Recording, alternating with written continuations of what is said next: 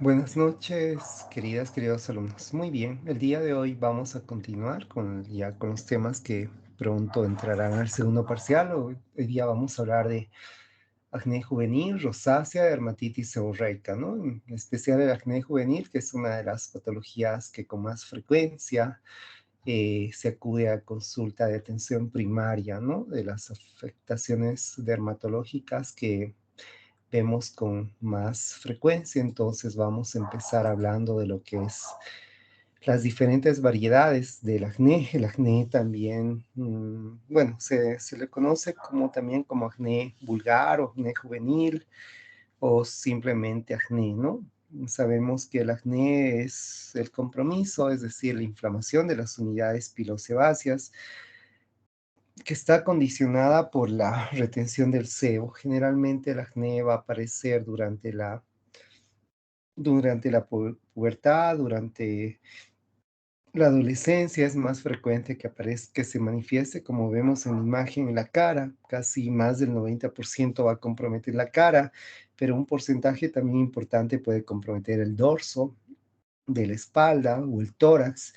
Y las lesiones pueden variar, pueden ser diversas, puede haber la presencia de comedones, como vemos en su imagen, pueden haber la presencia de pápulas o pústulas, es el acné papulopustuloso, y también puede haber la presencia de abscesos, puede haber la presencia de quistes, o incluso como el conglobata, que es el más severo, va a generar la presencia de cicatrices. Dentro de los factores es muy común, generalmente va a afectar más del 85% de los jóvenes, tiene una distribución mundial, generalmente puede iniciarse en la pubertad entre los 10 y 17 años en las mujeres y en los varones entre los 14 y los 19 años, ¿no? Pero incluso más o menos esto se va a manifestar hasta aproximadamente los 25 años, ¿no? Pero en ciertas situaciones también puede incrementar. Se ha visto que hay un tanto más predisposición en, en varones, aunque donde va a ser más grave que en las mujeres, ¿no? La raza, hay menor incidencia en personas de raza amarilla y de raza negra. Se ha visto dentro de los aspectos genéticos tiene un sustrato genético multifactorial. Dentro de lo que es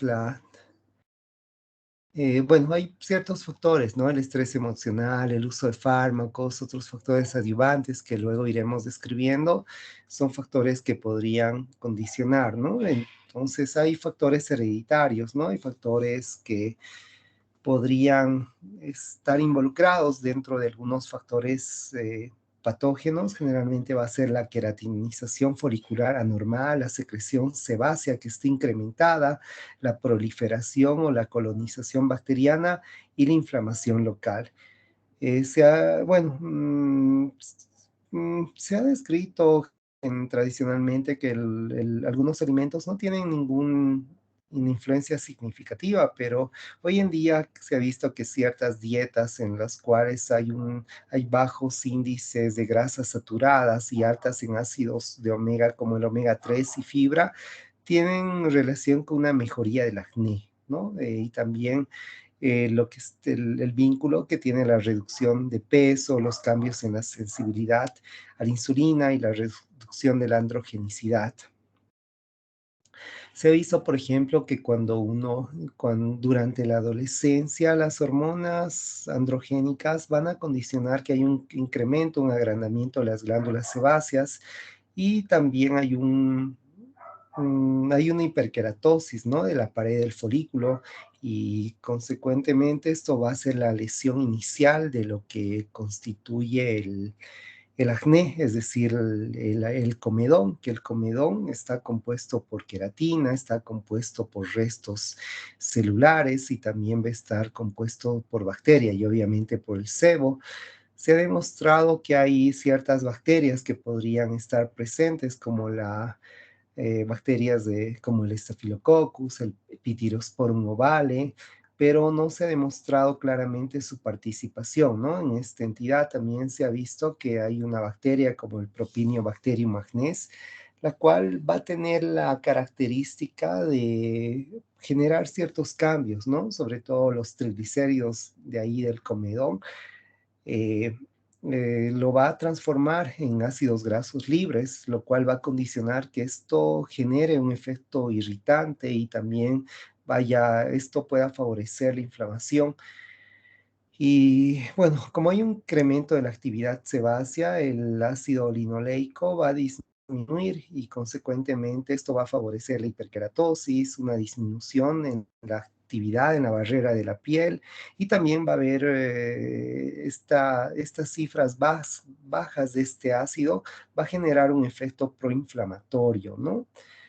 Hay ciertos factores que favorecen la presencia de comedones, lo cual podría estar relacionado con la cornificación anormal, ¿no? De los ductos, también la presencia de los ácidos grasos libres que podrían estar presentes, ¿no? Y también como vemos en el acné conglobata que describíamos, que en el cual forma cicatrices, eso va a ser consecuencia de un daño anormal, una alteración en el folículo sebáceo, ¿no? Que cuando cede el proceso inflamatorio, van a quedar esas cicatrices residuales.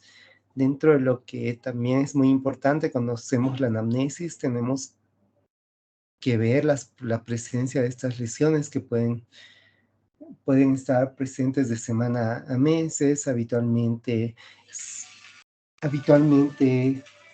empeoran. Un segundito.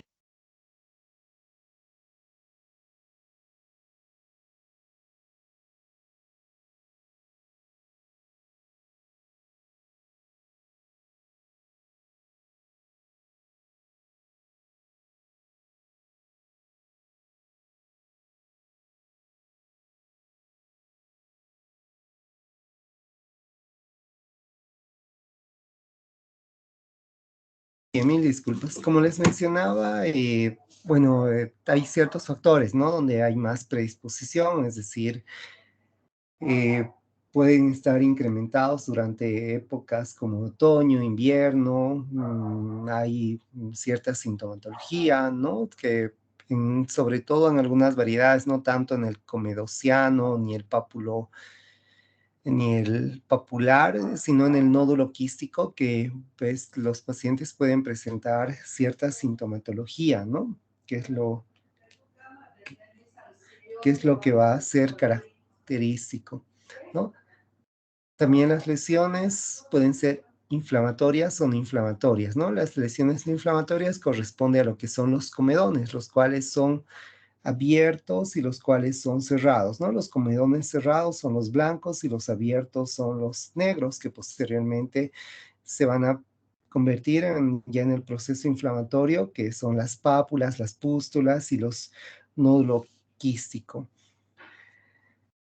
Esas son las características. Después se pueden clasificar de diversas formas, ¿no?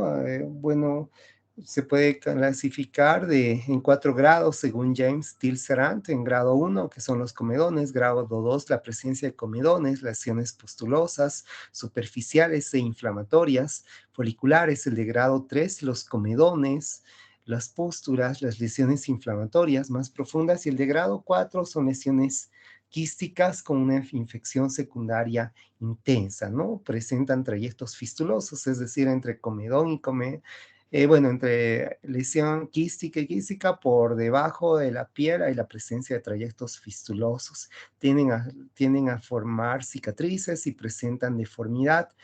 La clasificación según Brown y Falco se divide en acné comedón, que es el acné grado 1, el pápulo pustuloso, el de grado 2, el conglobato, el de grado 3, y las especies, las formas especiales, ¿no? Que ahí está el acné inverso, el acné fulminans y el acné mecánico.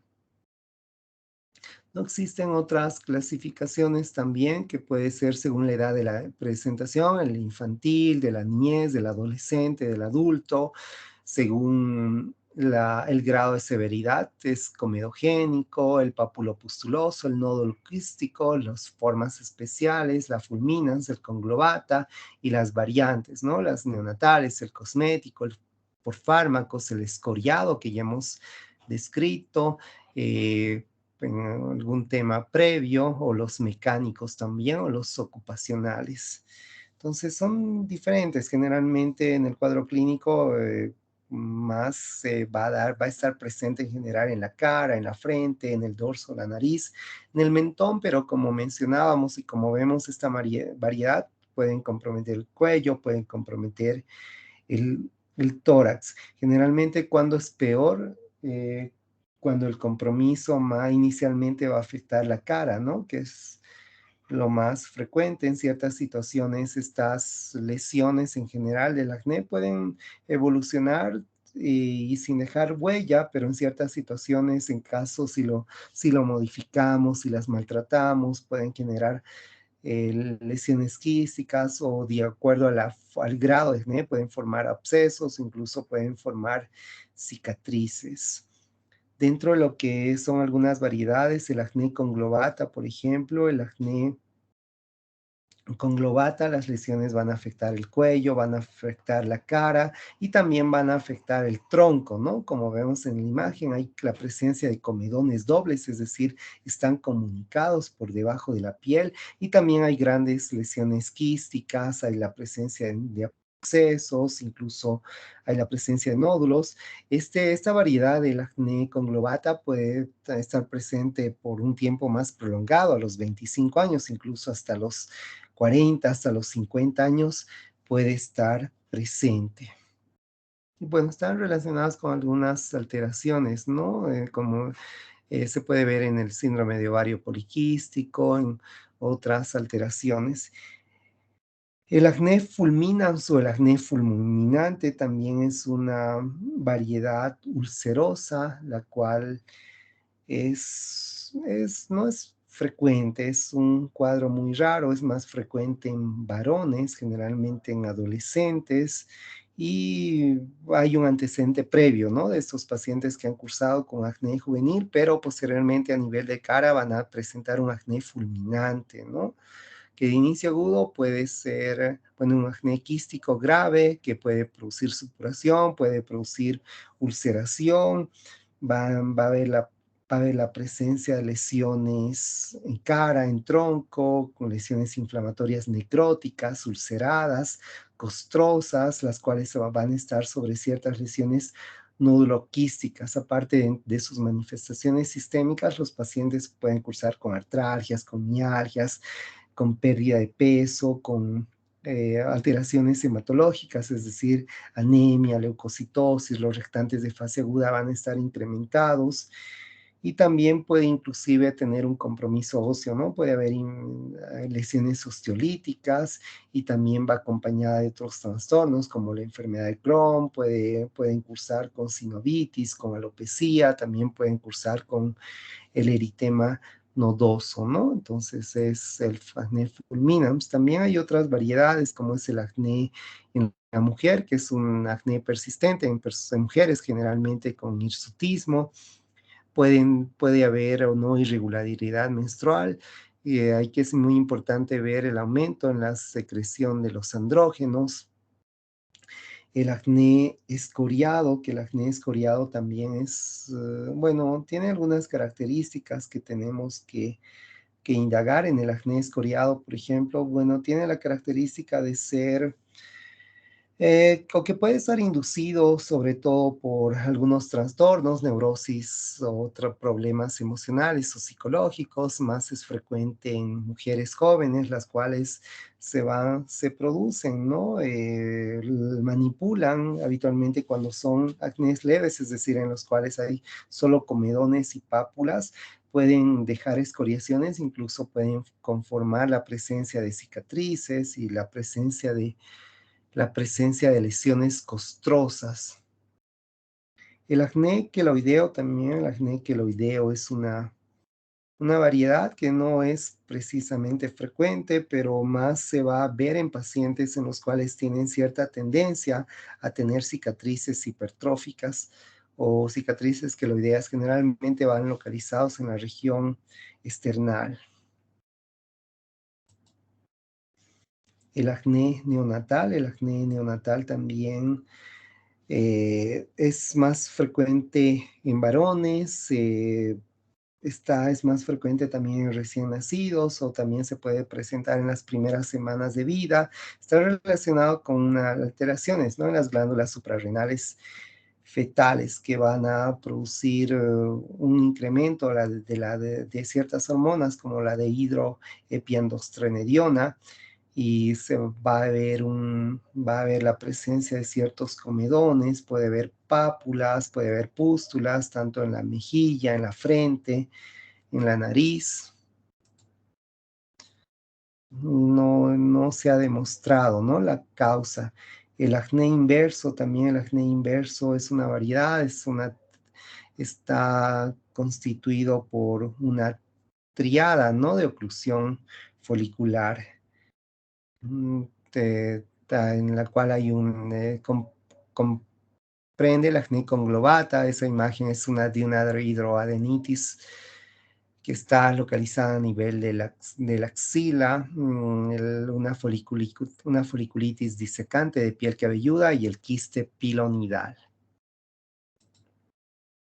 También hay otras variedades, ¿no? Hay otras variedades como el síndrome de Sapo, el cual va a cursar con sinovitis, de ahí su nombre, sinovitis, el acné grave, la pustulosis palmoplantar, la hiperkeratosis, la hiperostosis y la osteoartropatía seronegativa, ¿no? Que constituye este síndrome, el cual es raro, el síndrome PAPA también, que es un síndrome aún más raro, ¿no? Del cual es un trastorno hereditario que cursa con artritis piógena estéril, cursa con pioderma gangrenoso y el acné quístico, ¿no? Y también puede comprometer las articulaciones, puede producir un compromiso articular muy grave. El acné androgénico que es consecuencia, ¿no?, de la producción excesiva de andrógenos en pacientes con síndrome de ovario poliquístico, ¿no? Es decir, el síndrome Stein-Leventhal, y también puede estar relacionado con otras alteraciones endocrinas como el síndrome de Cushing, en el cual hay ciertas características del síndrome de Saja, el cual corresponde a la presencia de seborrea, la presencia de acné, la presencia de alopecia, la presencia de hirsutismo, ¿no? Entonces, es muy importante indagar la testosterona plasmática, la androstenediona, la dehidroepiandrosterona, también, lo cual nos va a permitir, y obviamente ante la sospecha de un síndrome de ovario poliquístico, tenemos que hacer una ecografía, ¿no?, ginecológica. Hay otras variedades de las dermatitis acniformes que está condicionada, ¿no?, por factores externos o por contacto. También puede estar relacionado por ciertos productos, ¿no? Por eso aquí entra el acné cosmético, el acné en pomada o el acné por detergentes o por cremas o por corticoides o por fotoprotectores que pueden tener estos pacientes. La rosácea fulminans también, o que se denomina pioderma facial, es más frecuente en mujeres jóvenes, con mujeres que tienen el antecedente de rosácea, ¿no? Hay un exantema súbito a nivel facial, en el cual está constituida por presencia de un eritema, la presencia de pápulas, la presencia de pústulas, de nódulos, de quistes y de fístulas, ¿no? Acá no va a haber la presencia de los comedones. Otra variedad, el edema sólido facial o la enfermedad de Morbihan, que está relacionado, se ha visto que podría ser una complicación del acné o de la rosácea, en el cual va a haber alteraciones en el flujo sanguíneo, ¿no?, y en el drenaje linfático, lo cual va a condicionar una tumefacción sólida y en la parte central de la cara. Se puede ver algunas características, ¿no? Para ver la gravedad, es decir, si hay menos de 20 comedones, es un edema leve; si hay más de 15 a 30, es moderado; eh, si es más de entre 30 a 125, puede ser inflamatorio; y grave es cuando hay más de 5 quistes, hay más de 5 medones, hay más de 50 lesiones inflamatorias. Es un cuadro raro, ¿no? Es muy difícil determinar o contar. Simplemente es para describir. Es muy raro ver este cuadro, pero tenemos que tener en cuenta la presencia de un edema centrofacial en un paciente con antecedentes de acné o antecedentes de rosácea. Podríamos considerar que podría estar asociado. Dentro de los datos histopatológicos, es evidente en la microscopía la presencia de folículos dilatados, ¿no? Los cuales tienen la presencia de una masa córnea, bueno, están rodeados por un infiltrado inflamatorio supurativo, ¿no? Eso es lo más característico. El diagnóstico diferencial se puede hacer con rosácea, con foliculitis, con el quiste de milium, también con las tuberculitis, con la dermatitis perioral, con la elastosis nodular, que vamos a ver en otros temas, ¿no? La elastosis es un cuadro raro que es por la exposición a la luz solar, en la cual hay la formación de comedones, de quistes y nódulos, ¿no? Pero también hay la presencia de arrugas; la piel está laxa, es lo característico, ¿no? La, la iloconosis folicular está relacionado por la iloconosis. Esto está, eh, sí, bueno, leí mal. Está condicionado por el contacto, ¿no? Con algunas sustancias, con el aceite, con los aceites minerales, con la presencia es característico las lesiones en la cara; pueden estar también en el cuello, en la parte del tórax, en los antebrazos, y sobre todo en las áreas expuestas, ¿no? Está compuesto por la presencia de comedones, pápulas, pústulas y las manchas hipercrómicas. Generalmente va a mejorar cuando se descontinúa esa sustancia que está condicionando, es decir, los aceites minerales, ¿no? Entonces, en los diagnósticos diferenciales que ya describí, que es la toidosis o la enfermedad de Fabry, que es más frecuente en personas mayores de 50 años, en las cuales hay presentes de comedones, quistes, nódulos, y hay la presencia de arrugas y la presencia de una piel laxa. La demodicosis, que también es una dermatosis facial eritematopapulosa, pustulosa, en la cual hay lesiones puntiformes, en la cual hay una descamación fina; hay también la presencia de telangiectasias, y hay también prurito leve, ¿no? Que podría ser confundir, por ejemplo, acá con una rosácea. Esto está condicionado por ácaros del género Demodex. Entonces, el laboratorio habitualmente, el diagnóstico del acné va a ser clínico. Con frecuencia no hacemos estudios de laboratorio, pero obviamente si sospechamos un trastorno endocrino, tendríamos que considerar hacerlas, o la de hidroepiandrosteronidiona, medición de la testosterona libre, la folículo estimulante, la luteinizante. También descartar androgenismo antes de iniciar el tratamiento por vía general, porque hay fármacos que van a incrementar las enzimas hepáticas; entonces hacer un perfil hepático, un perfil lipídico también. El tratamiento será muy importante. Tenemos que corregir los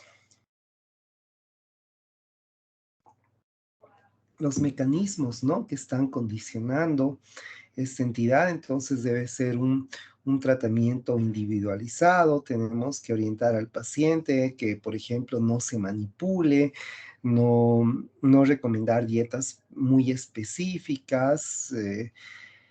Y tenemos que, bueno, iniciar desde el manejo tópico, ver el tipo de jaboncillos. Tenemos que indicar que estos pacientes van a mejorar generalmente cuando se hacen la limpieza de la cara con agua y con jabón 2 veces al día. Tenemos que hay ciertas lociones desgrasantes que podría ayudar y también podríamos adicionar el ácido salicílico. En ciertas lesiones pustulares podríamos utilizar el alcohol yodado al 1%. Se puede utilizar también agentes comedolíticos, ¿no? Como el peróxido de benzoilo, como el ácido retinoico también, o que podría ser útil, ¿no? Entonces tenemos que, sobre todo el objetivo es eliminar el tapón de drenaje de las glándulas pilosebáceas, disminuir la producción del sebo y tratar la colonización bacteriana, ¿no? Entonces en el acné leve podemos utilizar antibióticos tópicos como la clindamicina, el eritromicina, lo que mencionaba, los geles de peróxido de benzoilo o los retinoides tópicos, ¿no? Como el adaptaleno o como la tetrionina. El tratamiento del acné moderado, tenemos que utilizar también tratamiento tópico, que podemos utilizar la clindamicina al 1% o la eritromicina también al 2%. Eh, Podemos también combinar con peróxido de benzoilo o los retinoides tópicos que ya escribí, ¿no? Pues también se puede adicionar vía oral la minoxiclina 50, 100 miligramos 2 veces al día o la doxiciclina. En nuestro medio no utilizamos la minoxiclina, más utilizamos la doxiciclina y tendríamos que ir reduciendo progresivamente, ¿no? Cuando va mejorando.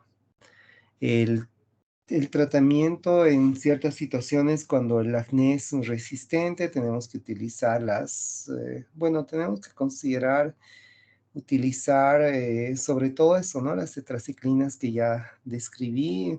Sobre todo se ha visto que estas tienen cierta actividad lipofílica, ¿no? Lo cual podría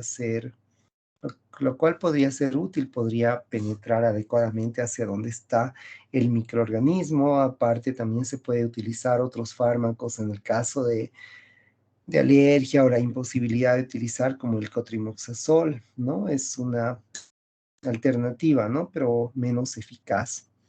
En el caso del tratamiento del acné grave, considerar utilizar isotetronina en el acné quístico con globata y en el refractario.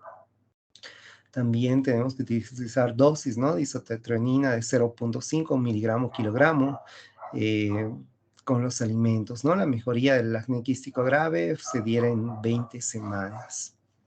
Cuando hay un compromiso más grave o con un mayor compromiso en el tronco, podemos utilizar dosis más altas.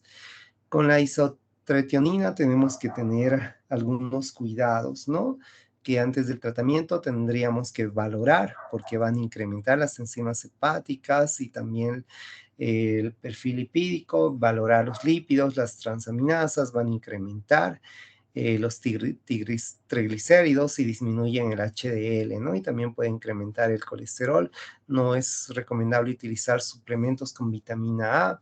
Pueden producir la isotretinoína, puede producir ceguera nocturna, puede producir un exantema eczematoso, puede producir una resequedad en los labios, una queilitis, una boquera, ¿no? En los ángulos de la boca, así como también hay una sequedad de la mucosa nasal que va condicionando una epistaxis. Entonces, en ciertas situaciones, en pacientes que presentan quistes o presentan nódulos, podríamos utilizar la triamcinolona intralesional, ¿no? Que es una alternativa. ¿Qué más? Bueno, en el acné queloideo no es recomendable el tratamiento quirúrgico, ¿no? Se ha visto sobre todo con el uso del óxido de aluminio podría mejorar. Hoy en día también hay ciertas terapias que utilizan láser que podría ayudar, ¿no? Un tanto.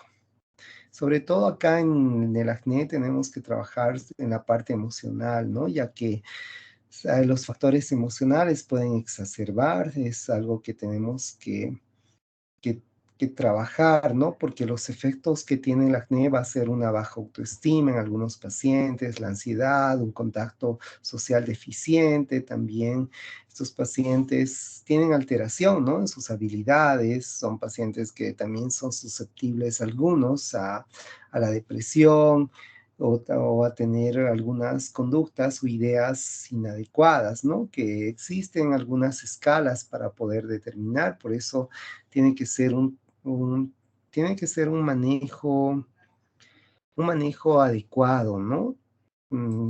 Tiene que ser un manejo multidisciplinario en los pacientes cuando tratemos estos pacientes. Entonces vamos a hablar de otro tema que es que también va relacionado con el acné, porque este tema del que vamos a hablar es también mal llamado acné rosácea, ¿no? Que también tiene algunas características que es importante describir. Entonces, la rosácea o el acné rosáceo está caracterizado por ser un proceso inflamatorio crónico en el cual va a haber un compromiso, como vemos en la imagen de la nariz, compromete el mentón, puede comprometer las mejillas, puede comprometer la frente, ¿no? Aquí se ha visto que hay un compromiso vascular que estuviera involucrado, lo cual condiciona a este eritema persistente que van a presentar. También tienen lesiones tipo acniforme, que en ciertas situaciones, como vemos en la imagen, sobre todo a nivel de la punta de la nariz, van a desencadenar una forma hipertrófica, que es lo que se denomina el rinofima. También puede haber un compromiso ocular, puede haber diversas características, ¿no? En la parte de la rubefacción, puede tener la presencia de telangiectasias, la presencia de lesiones papulopustulosas, que tenemos que a la hora de valorar tenemos que tomar en cuenta. La frecuencia se ha visto que también la rosácea es variable, pues, pero sí van cierta cantidad de pacientes, sí, a diferencia de otras entidades que son menos frecuentes, también es parte de la consulta dermatológica, ¿no? Puede afectar a nivel mundial. Es un tanto más frecuente en personas de piel clara. La edad de inicio es una edad intermedia que puede oscilar entre los 30 a 50 años y menos frecuente va a ser por encima de los 40 a 50 años. Es un tanto más prevalente en mujeres que en varones, ¿no? En una proporción más o menos de 3 a 1 o de 5 a 1. El rinofima es más frecuente en varones que en mujeres. En mujeres es raro, pero después la rosácea como tal, más frecuente en, en mujeres.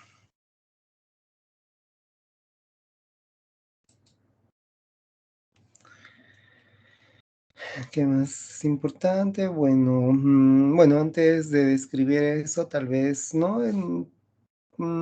Es considerado un síndrome, todavía no se ha podido determinar la causa, ¿no? Solo hay ciertas hipótesis que plantean, podría estar relacionado, ya que eh, las áreas que están comprometidas a la exposición solar, a la luz ultravioleta, podría ser un factor, ¿no? Que influya también el calor, el frío, podría estar relacionado, y también nos he encontrado factores endocrinos o metabólicos que estén comprometidos, pero sí trastornos gastrointestinales. Se ha visto cierta relación con el Helicobacter pylori.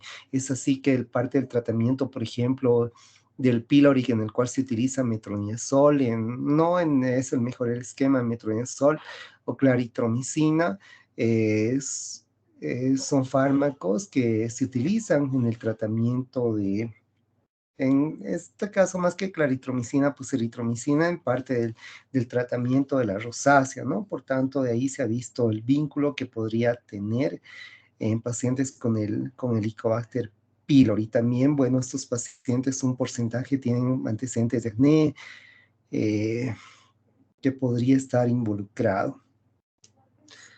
Las lesiones que van a presentar la presencia de eritema, la presencia de telangiectasias, lesiones papulopustulosas no presentan comedones. La topografía compromete lo que ya he descrito, no afecta el tronco, pero a nivel de la cabeza compromete la frente, las mejillas, el mentón y la nariz. No es lo más característico. Los estadios de evolución va a empezar desde una diatesis rosácea, que es el eritema episódico, es decir, el rubor. El estadio 1, en el cual hay un eritema persistente, ya con la presencia de las telangiectasias. El estadio 2, hay un eritema persistente, hay telangiectasias, hay pápulas, hay pústulas diminutas.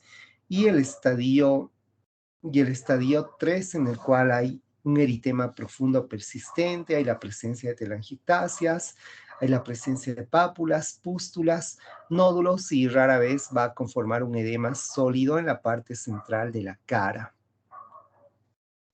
¿No? En la exploración física, entonces, tenemos que valorar todas esas partes, ¿no? Es decir, sobre todo la cara, el dorso, las alas nasales, los surcos nasogenianos, las mejillas, las regiones malares, la parte de la frente, el mentón, incluso parte del cuello, ¿no? Habitualmente son bilaterales las lesiones. Inicialmente va a haber un enrojecimiento patognomónico, hay la presencia de pápulas y pápula-pústulas muy diminutas que oscilan su diámetro entre 2 a 3 milímetros, hay pequeñas pústulas, como les mencionaba, no hay comedones, tardíamente ya va a haber una fase que va a ser una fase roja, hay la presencia de pápulas y nódulos de color rojo pardo, hay lesiones discretas, dispersas, hay telangiectasias, hay una rosácea crónica, ¿no? En la cual hay una hiperplasia sebácea y la presencia del linfedema, incluso va a haber una desfiguración por esa hiperplasia de la nariz, que también puede estar este rinofima, que bueno, esta hiperplasia que en la nariz se denomina rinofima, puede estar en los pabellones auriculares, que se denomina otofima, también puede estar en los párpados o en el mentón. Mencionaba que es la localización simétrica, es rara vez compromete el cuello, pero sí tenemos que indagar. El pecho, la espalda, el cuero cabelludo habitualmente no está presente.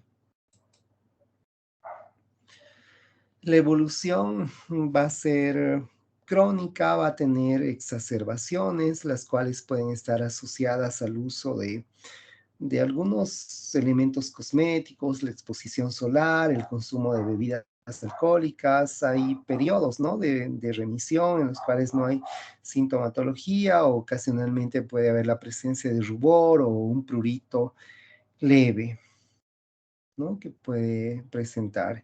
Es importante que también valoremos las manifestaciones oculares que pueden presentar estos pacientes, que generalmente se va exacerbando durante algunos cambios, ¿no? de temporada, es decir, en el verano, en la primavera, donde es más frecuente, y esta afectación ocular compromete la conjuntiva, la córnea, el párpado.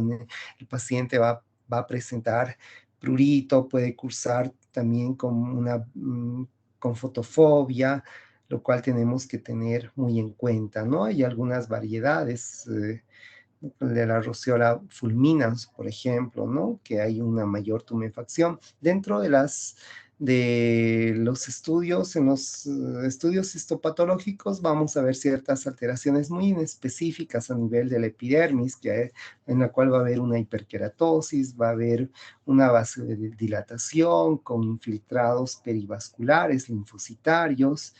Las pruebas de laboratorio tenemos que ver si hay la presencia de ácaros, tenemos que hacer el cultivo bacteriano, como mencionaba, y considerar los diagnósticos diferenciales que pueden presentar estos pacientes, ¿no? Entonces, eso es lo mismo que he escrito. Bueno, en el diagnóstico diferencial tenemos que hacer con el acné, podemos hacer diagnósticos diferenciales también con la dermatomiositis, podemos hacer diagnósticos diferenciales con las tuberculides, con la rosácea fulminans también.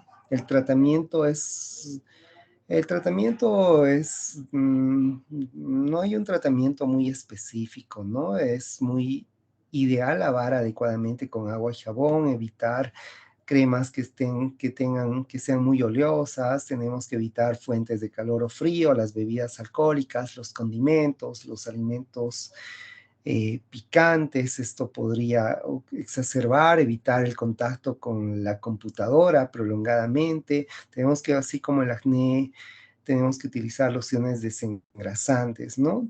Podemos utilizar también por vía, por vía tópica, podemos utilizar metronidazol en gel o en crema. También podemos utilizar eritromicina, ¿no? Si vamos a utilizar un tratamiento sistémico, podemos utilizar la hidroxicloroquina durante 4 meses, pero básicamente debemos empezar con la aminociclina o la doxiciclina, ¿no? O las tetraciclinas. Alternativamente, si la hidroxicloroquina, ¿no? Que tenemos que tener cuidado con el compromiso ocular y tenemos que hacer periódicamente, ¿no? En la afectación ocular tenemos que utilizar lágrimas artificiales. En el rinofima, en ciertas situaciones tenemos que hacer electrocirugías o podemos hacer también cirugía, el uso de láser, que podría mejorar un tanto, ¿no? Eso sobre todo. Entonces más utilizamos doxiciclina o podemos utilizar tetraciclina o hidroxicloroquina. La isotetronina también en estadios 3, en fases graves, podemos utilizar con el riesgo, ¿no? Que ya en acné mencionábamos. Bueno, hablando ahora de la dermatitis seborreica, en realidad la dermatitis seborreica ya hablábamos, más que todo es tal vez, ya hablé previamente en alguno de los temas, pero igual voy a volver a repetir para que los conceptos queden un tanto claros. Eh, Vamos a tomar más en cuenta, bueno, es lo mismo, pero un poco las diapositivas varían, ¿no? Entonces, la dermatitis seborreica, en otros lugares se denomina como eczema seborreico. Es un cuadro que también es un proceso inflamatorio descamativo que compromete el cuero cabelludo, la cara, y también puede comprometer varias regiones corporales. Hay lesiones, es un eczema, el cual es de intensidad variable. Generalmente está más localizado en áreas donde hay mayor actividad de las glándulas sebáceas, ¿no? Entonces, eso se conoce también como eczema seborreico. Puede afectar tanto a adultos como a niños. Compromete entonces más esas regiones, ¿no? Sobre todo la cara, la región external, a nivel de los pliegues. Hay factores genéticos que podrían estar involucrados, factores infecciosos también, factores hormonales, factores ambientales. Dentro de los infecciosos se ha asociado al Pityrosporum ovale, que es el que más predomina. Trastornos neurológicos, también inmunológicos. Se ha visto que un tanto más la prevalencia en pacientes inmunodeprimidos, pacientes con VIH, pacientes que están susceptibles a pacientes con estrés, con depresión, la exposición a la luz ultravioleta y los cambios climáticos también que podrían estar involucrados. Es un cuadro que afecta en todo el mundo, ¿no? No tiene predisposición ni por varones ni por mujeres, afecta a ambos géneros y tampoco la edad.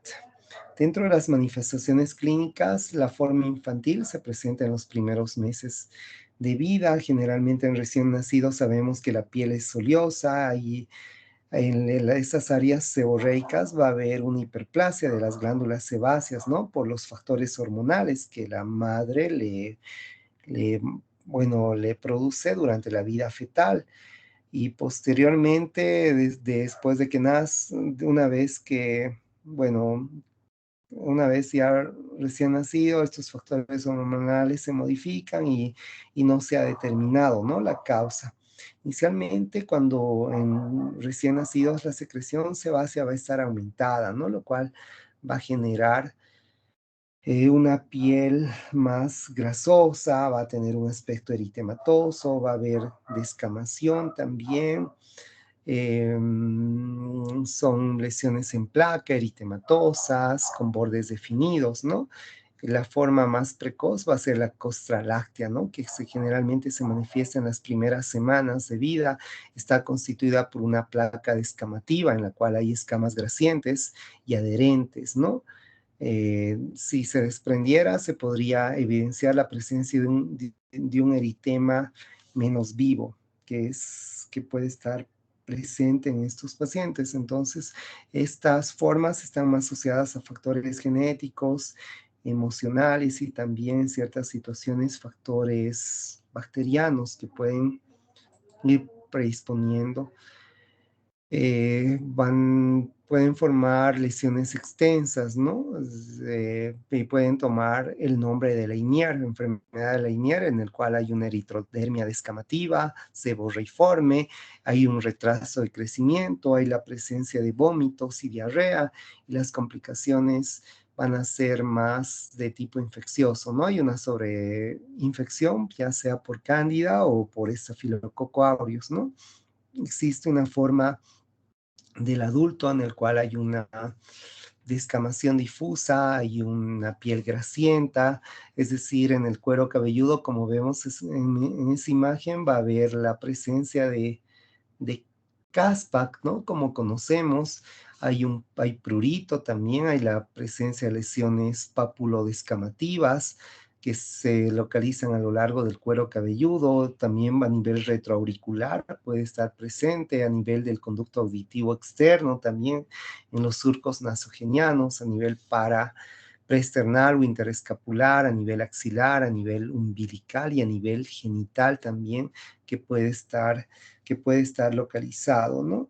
Dentro del diagnóstico, más fundamentalmente es la clínica, en niños más está localizado en cuero cabelludo, en la frente, en los párpados, en los surcos nasogenianos. Ahí no hay sintomatología, pero sí hay una descamación untuosa, ¿no? Un poco oleosa. En la forma del adulto hay más lesiones eritematoescamosas, pruriginosas. A veces si no hay datos que lo justifiquen, fuera innecesario hacer otros estudios, ¿no? De los diagnósticos diferenciales tenemos que hacer con formas subagudas de lupus eritematoso, con la pitiriasis rosada cuando compromete el tronco, cuando con psoriasis cuando compromete el cuero cabelludo y cuando con candidiasis, en la candidiasis intertriginosa cuando compromete los pliegues. En la forma infantil, con dermatitis atópica o con la dermatitis del pañal, ¿no? Es así que formaba parte cuando hablábamos de las dermatitis atópicas y dermatitis del pañal, que es muy importante mencionar algunas características. Por ejemplo,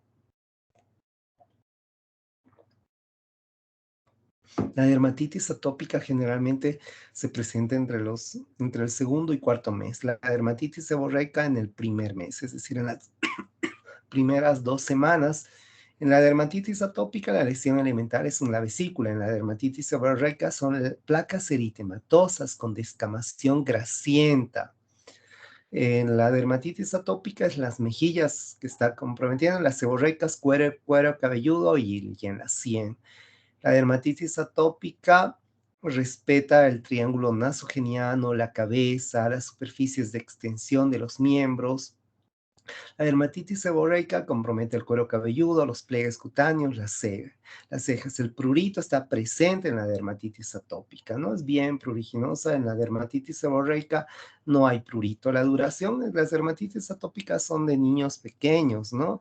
Pero bueno, la evolución puede ser entre 1 a 2 años y las seborreicas algunas semanas.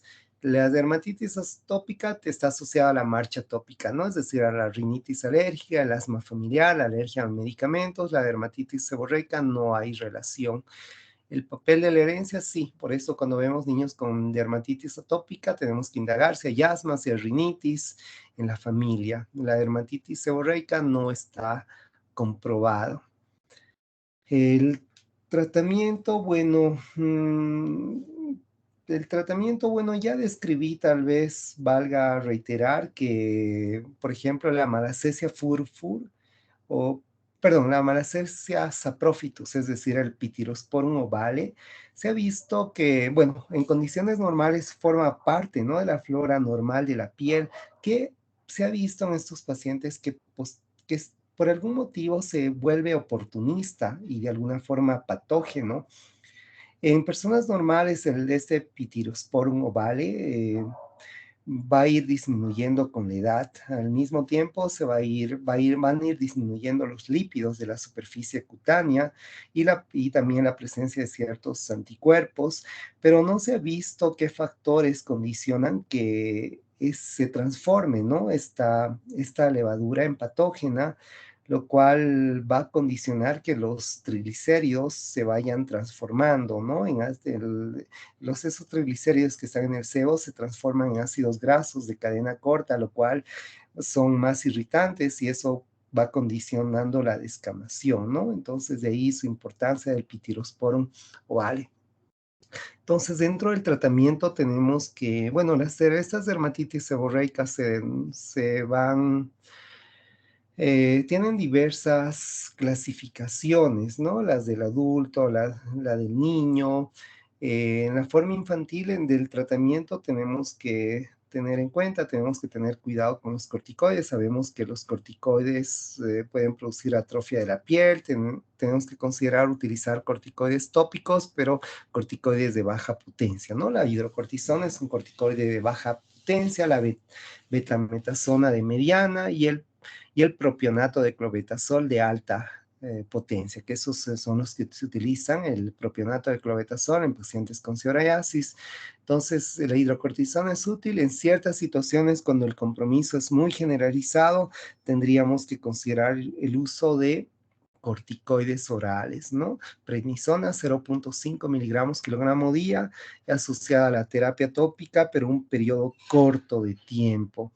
Y también para las lesiones del cuero cabelludo, remover el componente costroso utilizando el ácido salicílico que actúa como un queratolítico, ¿no?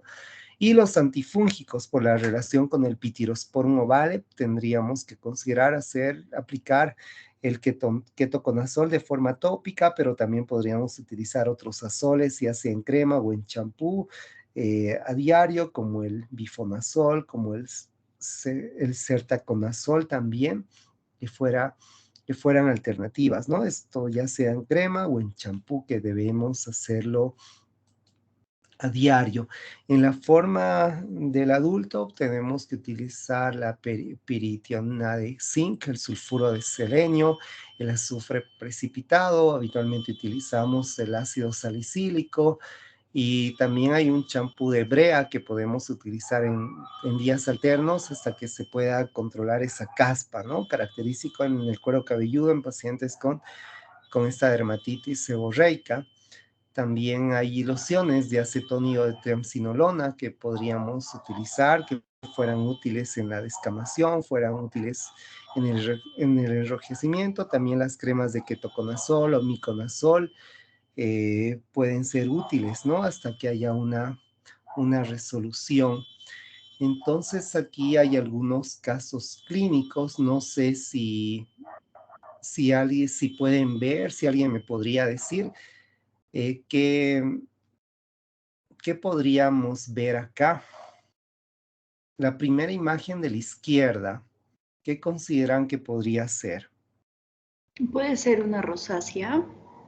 Sí, muy bien, querida Glenda. Sí, es una rosácea, ¿no? Porque no sé, la imagen es pequeña, pero sí hay un eritema, hay pápulas, hay pústulas, hay telangiectasias. En la rosácea dijimos que no había comedones, ¿no? Esta imagen del centro, alguien que me podría decir qué podría ser.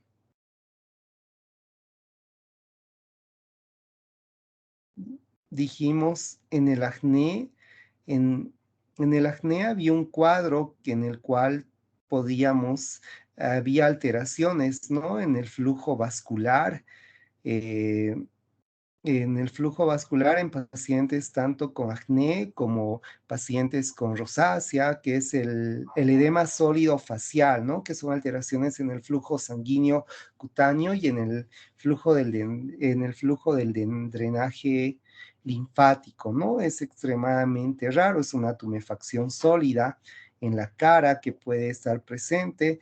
Esa imagen de abajo que, bueno, describí muy rápidamente es la enfermedad de Fabry, ¿no? Que es más frecuente en personas mayores por la exposición solar, en la cual hay en las regiones periorbitarias, hay la presencia de lesiones pigmentadas, hay la presiones de que son comedones, que son quistes o inclusive nódulos, ¿no? Que presentan también, la piel es un tanto más laxa y también hay la presencia de,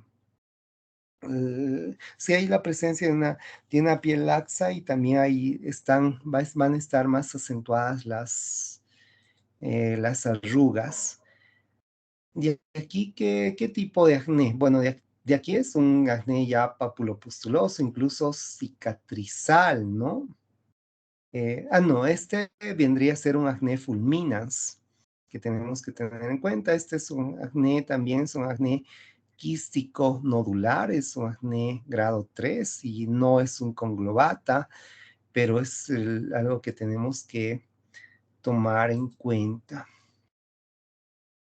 Aquí también, bueno, esta es una hidroadenitis. Esto es un acné fulminans también porque hay lesiones costrosas. Este es un acné, el de abajo, perdón, bueno, no están viendo mi puntero, que es un acné neonatal o un acné infantil que puede estar presente, que está relacionado por factores hormonales, que puede presentarse transitoriamente en los niños. El acné tenemos que, bueno, evaluar la presencia de algunas variedades como el acné conglobata, que es estas lesiones, del centro, es un acné conglobata, ¿no? En el cual hay comedones dobles, hay la presencia de nódulos, la presencia de quistes, la presencia incluso de abscesos. Y de la parte de la derecha es un acné tipo queloideo, ¿no? Es un acné o una variedad queloidea que forman cicatrices hipertróficas que generalmente están localizadas en la región external. Después, bueno, aquí la imagen de acá de la parte baja, ¿qué podría ser? ¿Alguien que me podría responder? Aquí hay lesiones descamativas, ¿no? Es una dermatitis seborreica. Y esta imagen de la parte inferior de la derecha, ¿qué se denomina? Es una placa que se da en lactantes. ¿Qué se denomina esa placa?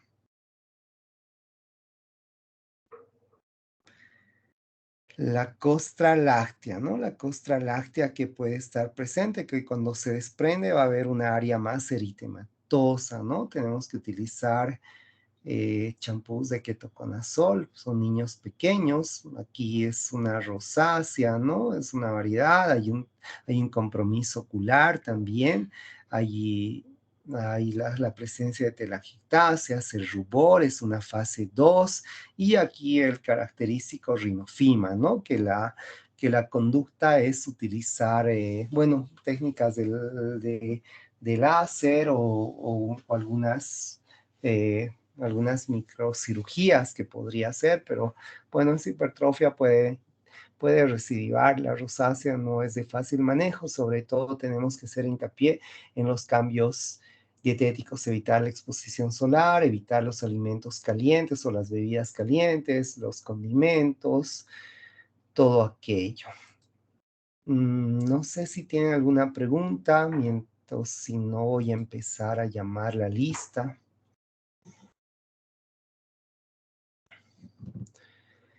Laura Álvarez, Presente, doctor Álvarez. Belén Andrade, Presente, doctor. Buenas noches. Gracias, Belén. Buenas noches. Ivana Angulo. Presente, doctor. Gracias, Ivana. Marcela Arias.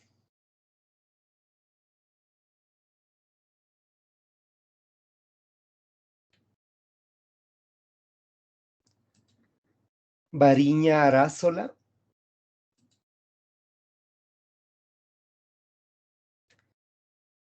Micaela Bustamante.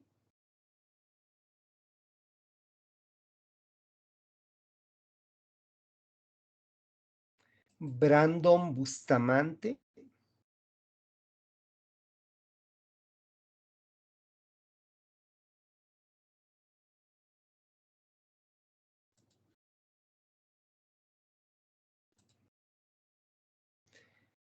Anthony Chávez. Presente, doctor. Gracias, Anthony. Buenas noches. Melanie Claros.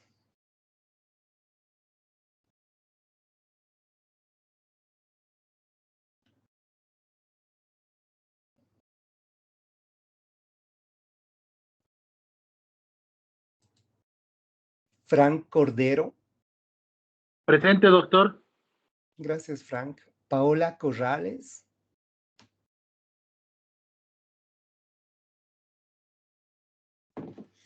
Cristian Cosío. Presente, doc. Buenas Gracias, noches. Cristian. Glenda Cuadros. Presente, doctor. Gracias, Glenda. Buenas noches. José Espinosa. Presente, doctor. Gracias, José. Johanny Fernández. Presente, doctor. Buenas noches. Gracias, Johanny. Buenas noches. Dayana García. Presente, doctor. Gracias, Dayana. Kelly Guarayo. Presente, doctor. Gracias, Kelly. Mauricio Laguna. Presente, doctor.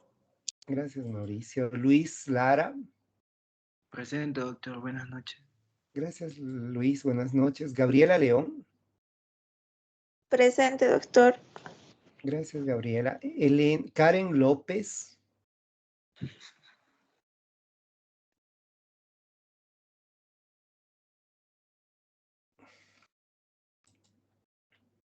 Dayana Lozano. Presente, doctor. Buenas noches. Gracias, Dayana. Buenas noches. Stephanie Machicado.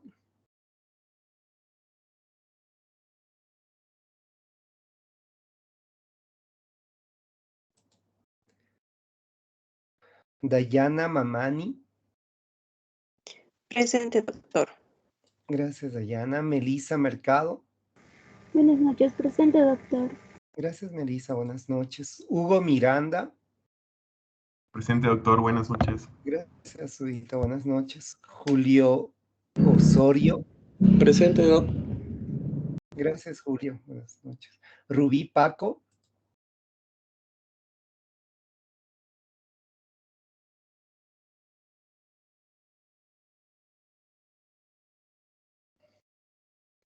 Stephanie Prado. Presente, doctor. Buenas noches. Gracias, Stephanie. Buenas noches. Evelyn Rocha. Presente, doctor. Gracias, Evelyn. Lucía Rojas. Presente, doctor. Buenas noches. Gracias, Lucía. Buenas noches. Dime. Doctor, hablar con Rubí, por favor. ¿Perdón? ¿A Rubí? Sí, Ah, ya, doctor. Rubí. Gracias. Gracias a usted, doctor. A ti, Rubí. Michelle Santa Cruz. Presente, doctor. Gracias, Michelle. Buenas noches. Buenas Anthony Silva. Silva, presente, doctor. Buenas noches. Gracias, Anthony. Buenas noches. Andrea Soria. Buenas noches, presente, doctor. Gracias, Andrea. Buenas noches. Belén Tarqui. Presente, doctor. Buenas noches. Gracias, Belén. Buenas noches. Jennifer Talla. Buenas noches, doctor. Presente.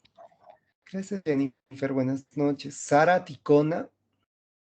Presente, doctor. Gracias, Sara. Buenas noches. Lorena Torrico. Presente, doctor. Gracias, Lorena. Lady Valdés. Presente, doctor. Gracias, Lady. Eric Vargas. Presente, doctor. Gracias, Eric. Jessica Vargas. Presente, doctor. Gracias, Jessica. Rodrigo Vargas. Presente, doctor. Buenas noches. Gracias, Rodrigo. Buenas noches. Denise Velarde.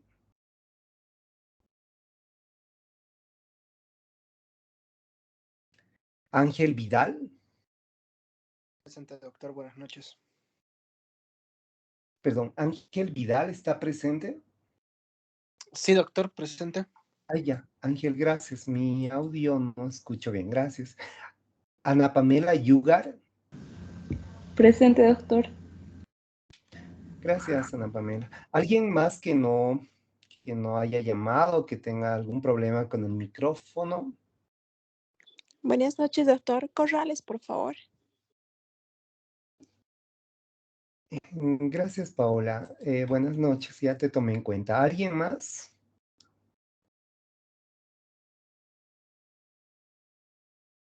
Muy bien. Muy bien. Bueno, la clase termina acá. La siguiente clase vamos a hablar de complejo vascular cutáneo, que es una clase muy corta y realmente disculpen, no he podido mandarles, pero sin falta. Les voy a enviar hasta este sábado, bueno, hasta el domingo, los temas que a partir de la siguiente semana ya van a ir presentando los casos clínicos, porque los temas que vienen ya son temas, bueno, creo que vamos a tener una clase y media en la cual vamos a poder hacer los casos clínicos, porque no hay, bueno, el tema, hemos avanzado mucho, tendríamos que luego de hablar del complejo vascular cutáneo, que es un tema muy corto, hablar lupus cutáneo, y después vendría el examen. Entonces les voy a mandar hasta el fin de semana, por favor, para que ya presenten los casos clínicos. No sé si tienen alguna pregunta o respecto al tema o algo que me quieran preguntar. Bueno, entonces nos vemos la siguiente y por ahí se me ocurre mandarles también algún caso clínico para que ustedes lo resuelvan, ya sea por el WhatsApp o por el Facebook, para que vayamos practicando todo lo que hemos avanzado. Muy bien, queridos alumnos, nos vemos la siguiente clase. Buenas noches. Gracias, doctor. Buenas noches. Buenas noches, doctor.